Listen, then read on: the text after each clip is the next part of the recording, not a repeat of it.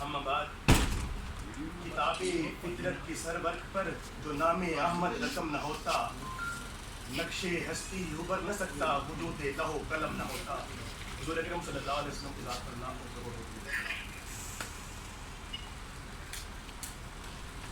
हाज़रीन सामीन नाज़रीन, आज हम इस मौके पे जब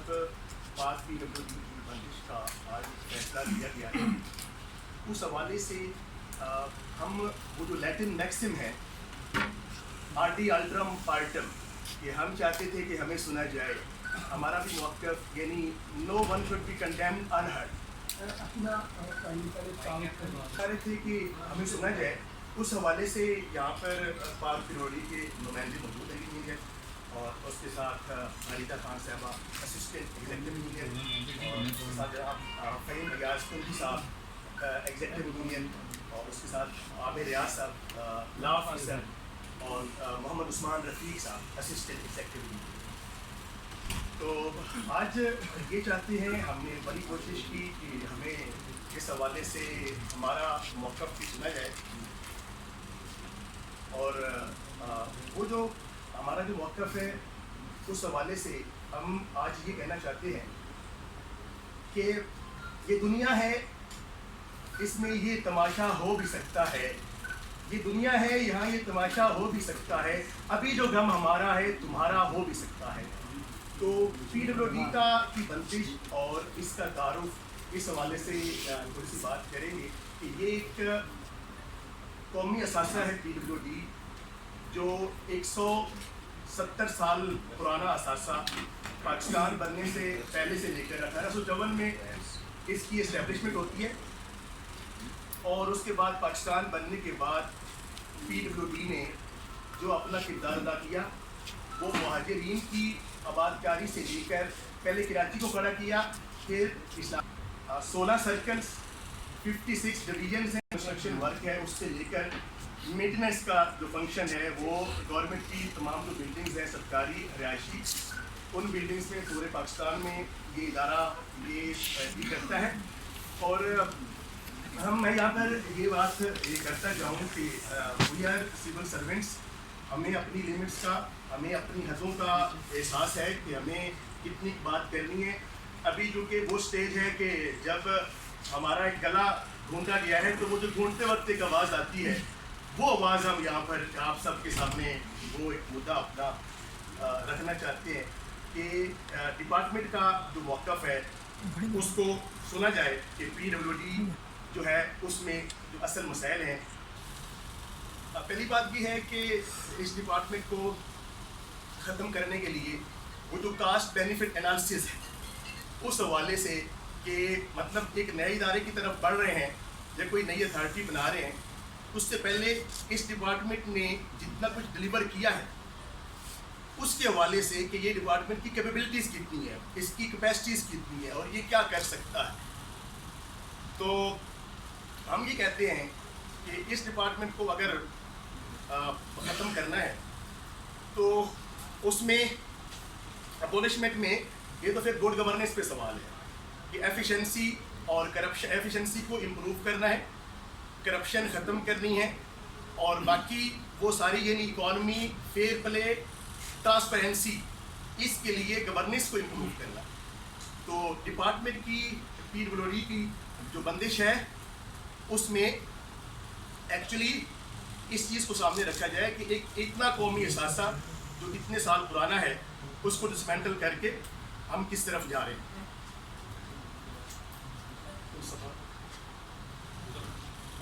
इतना बड़ा डिपार्टमेंट था और इसको ख़त्म करने की बात की गई और एक यूनिलेटरली एक चीज़ डिसाइड कर दी गई कि ये जो इंस्टीट्यूट है इसको हम ख़त्म करने जा रहे हैं, जबकि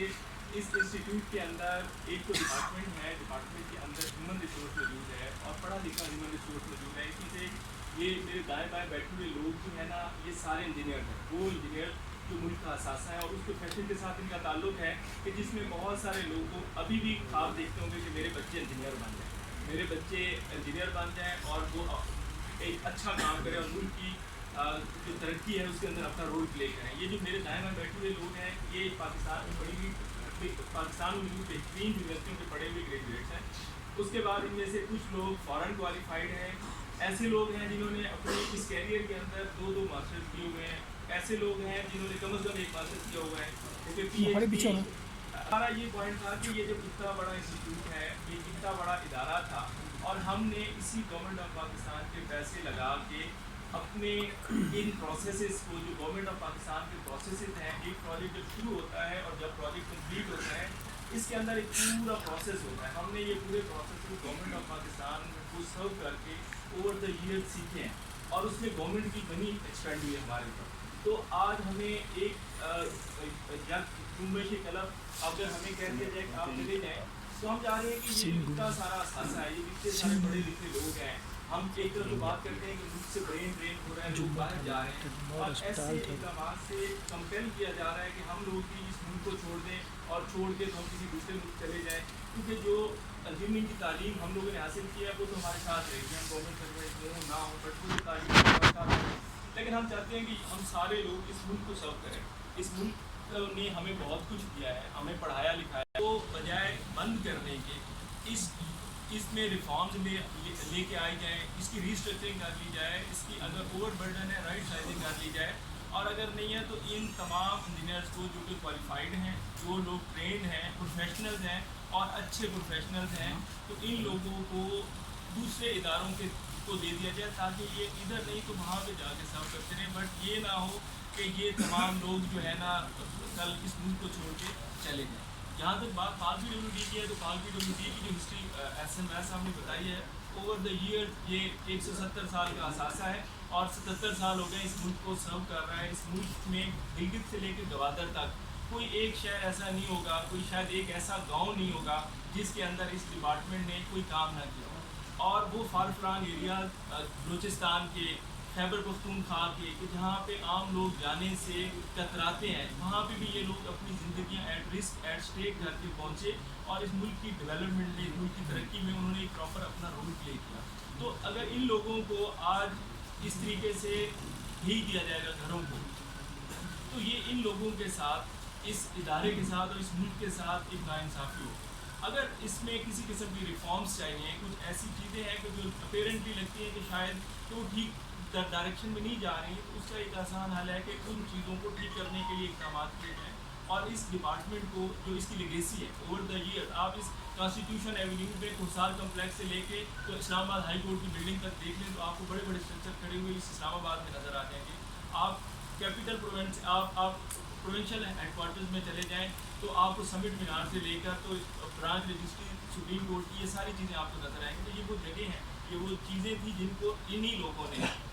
ہم سے پہلے والے انجینئرز نے اور انشاءاللہ ہمارے بعد آنے والے انجینئرز نے چلانا تھا، اور اس کو ایک اچھی ڈائریکشن میں لے کے جانا تھا. اور